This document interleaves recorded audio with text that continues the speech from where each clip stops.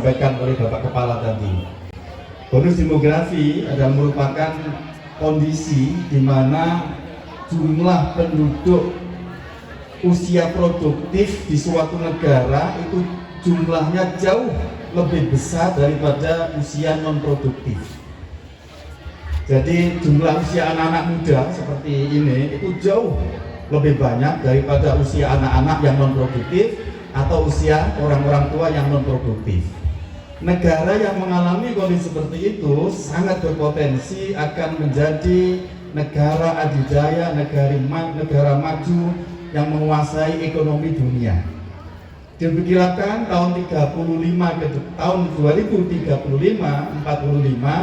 Indonesia akan menjadi kekuatan ekonomi terbesar di dunia. Nah, tapi syaratnya minimal dua hal Bapak Ibu sekalian. Yang pertama, Indonesia dipastikan harus berhasil menyiapkan anak-anak mudanya untuk siap menyambut masa itu. Itu yang pertama.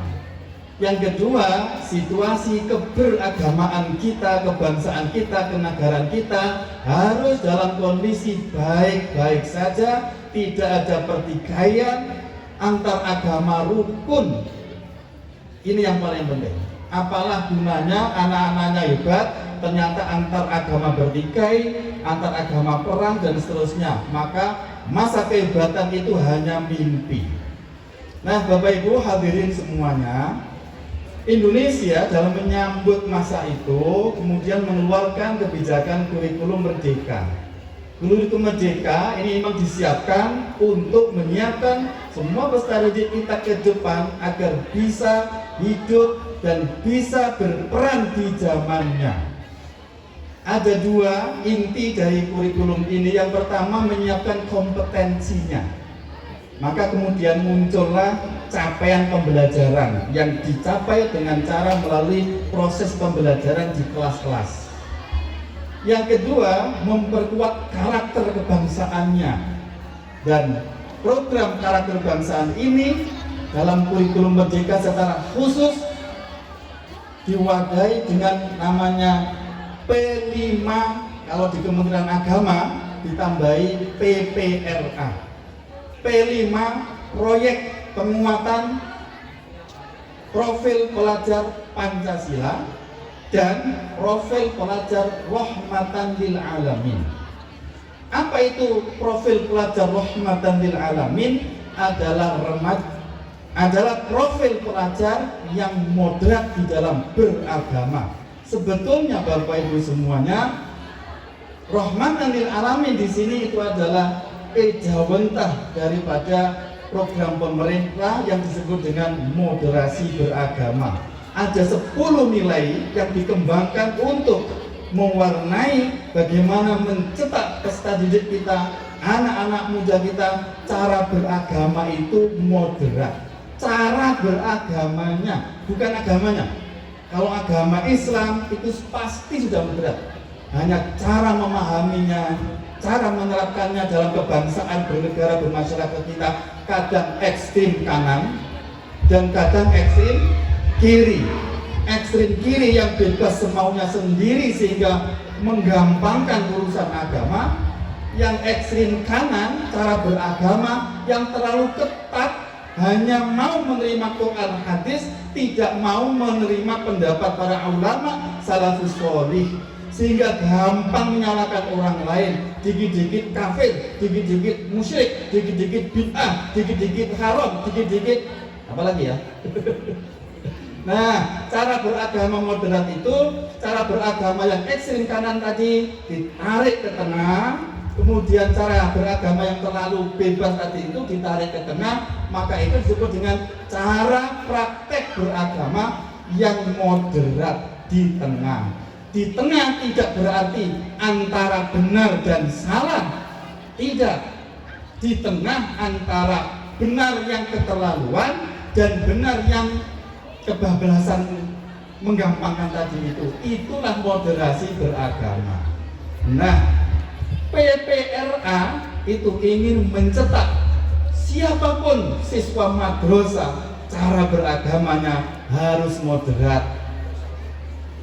Nah, Bapak Ibu sekalian, P5 sekarang. P5 ini adalah proyek penguatan profil pelajar Pancasila. Bagaimana menyiapkan peserta didik kita itu minimal memiliki 5 dimensi, 5 karakter utama. Yang pertama apa tadi? Yang disampaikan Bu Wakil Kepala. Yang pertama adalah beriman dan bertakwa kepada Tuhan Yang Maha Esa dan berakhlak mulia. Ini artinya apa? Artinya kelak anak-anak kita menjadi apapun, menjadi siapapun, berkiprah di dunia apapun, iman harus mengendalikan. Halo? Kok jadi tegang begini ya? Terlalu semangat ya? Saya ulangi, dengan dimensi yang pertama ini yaitu beriman, berakhlak mulia, maka anak-anak kita yang belajar di madrasah kelak nanti menjadi apapun, berkiprah di dunia manapun global, dan dia berperan di bidang apapun, iman Islam harus mengendalikan cara berpikir, cara bersikap, dan cara bertindaknya. Itu yang pertama. Nah, dengan cara seperti itu otomatis perilakunya, akhlaknya mesti berakhlak. Anak madrasah harus berbeda dengan anak sekolah. Anak lulusan manfaat harus berbeda dengan anak lulusan SMA di samping-samping di sekitar sini, harus berbeda.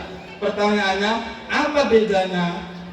Ada 2 pembedanya Bapak Ibu sekalian. Yang pertama, pembeda kita dengan sekolah, madrasah dengan sekolah itu bisa dilihat dari aspek pelajarannya. Ada 5 mata pelajaran agama yang diajarkan di madrasah. Kalau di sekolah ada hanya 1, diajarkan dalam 2 jam pelajaran 1 minggu. Halo? Belajar agama 2 jam 1 minggu dapat opo? Di madrasah 10 jam pelajaran, 5 mata pelajaran. Apa? Al-Quran, hadis. Kita pastikan anak-anak kita ngefaham Quran, hadis, bisa baca tuntas. Yang kedua, akidah akhlak. Akidahnya harus akidah ahli sunnah wal jamaah. Akhlaknya harus akhlak ala thoriqati salafus sholih. Akidah akhlak. Yang ketiga, fikih. Cara ibadahnya, bermuamalahnya harus bernilai Islam, fikih. Yang ke berapa tadi? 4, SKI, sejarah kebudayaan Islam. Sejarah-sejarah zaman dulu, anak-anak kita harus kita ajari bagaimana mengambil inspirasi kejadian masa lalu untuk menghadapi tantangan masa depan. Itulah SKI.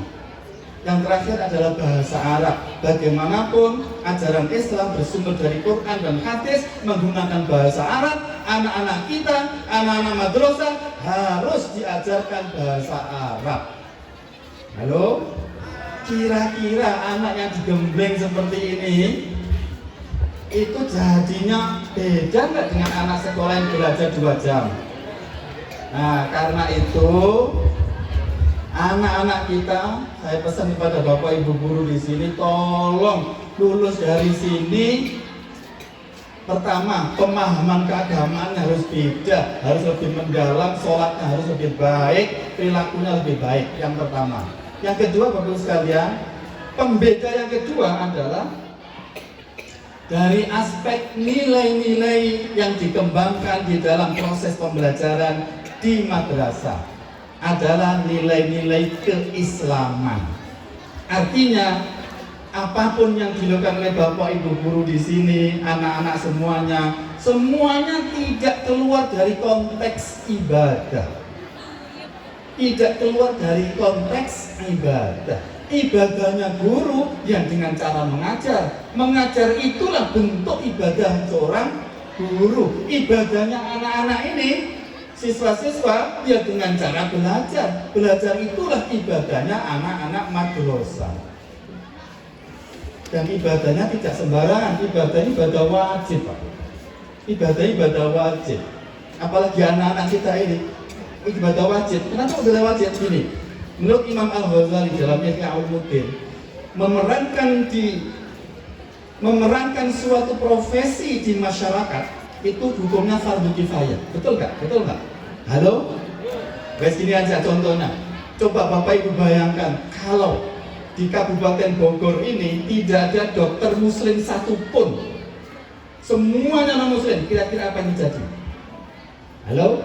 Kira-kira apa yang terjadi? Islam dan umat Islam kira-kira bagaimana? Bayangkan kalau di Kabupaten Bogor tidak ada anggota DPRD yang muslim satupun, kira-kira apa terjadi? Bayangkan tidak ada lawyer, tidak ada pedagang, tidak ada ini itu satupun yang muslim, kira-kira apa terjadi? Maka kesimpulannya, memerankan di suatu profesi tertentu di masyarakat hukumnya fardu kifayah, wajib. Nah, anak-anak kita ini belajar di kelas, mengerjakan tugas dengan PR, melakukan program P5 PPRA seperti ini, itu semua konteksnya adalah untuk menyiapkan bagaimana bisa menjadi sosok, menjadi profesi yang dipilih nanti kelak di masyarakat. Al-wasail hukmul maqasid. Wasilah, perantara itu hukumnya sama dengan tujuan. Kalau tujuannya tadi fardu kifayah, berarti belajarnya hukumnya apa?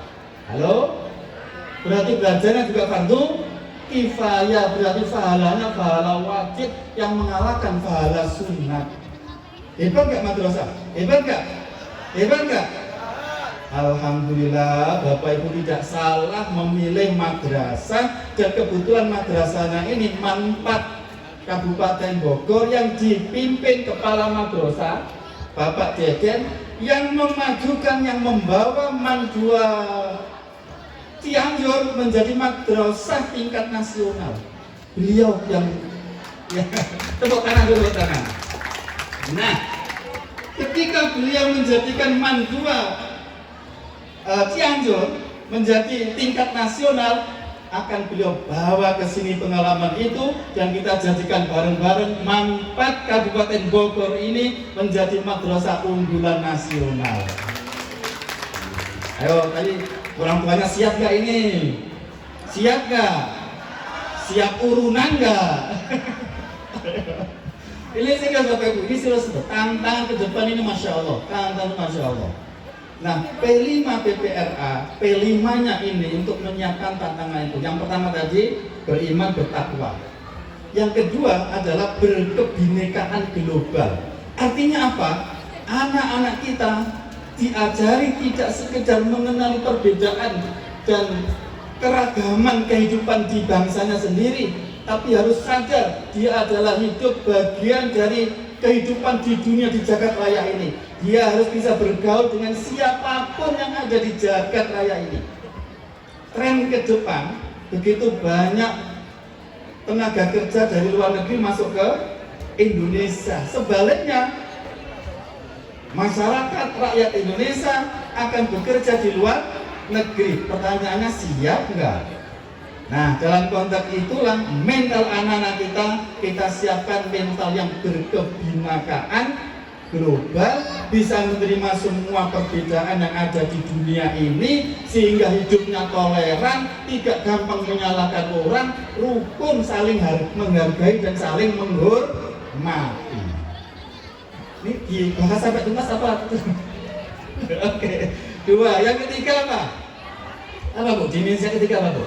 Yang ketiga adalah dimensi gotong royong. Gotong royong. Bapak Ibu sekalian, anak-anak kita ini dengan menyelenggarakan acara-acara begini, pelaksananya siapa?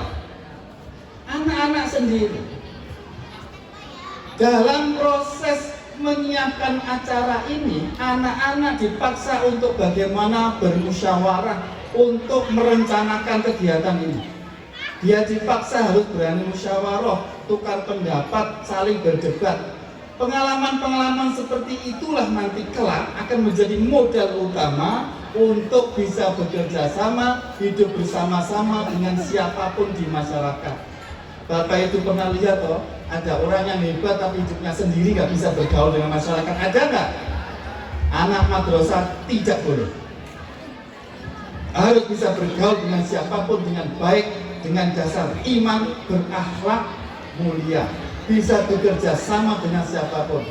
Hari ini negara dalam kemajuan tantangan ke depan ini, tiada negara manapun, organisasi manapun, pabrik manapun yang bisa maju sendirian. Pasti dia bekerja sama, berkolaborasi dengan yang lain. Itulah gotong royong. Dan anak-anak kita disiapkan untuk bisa bergotong royong, bekerja sama dengan siapapun.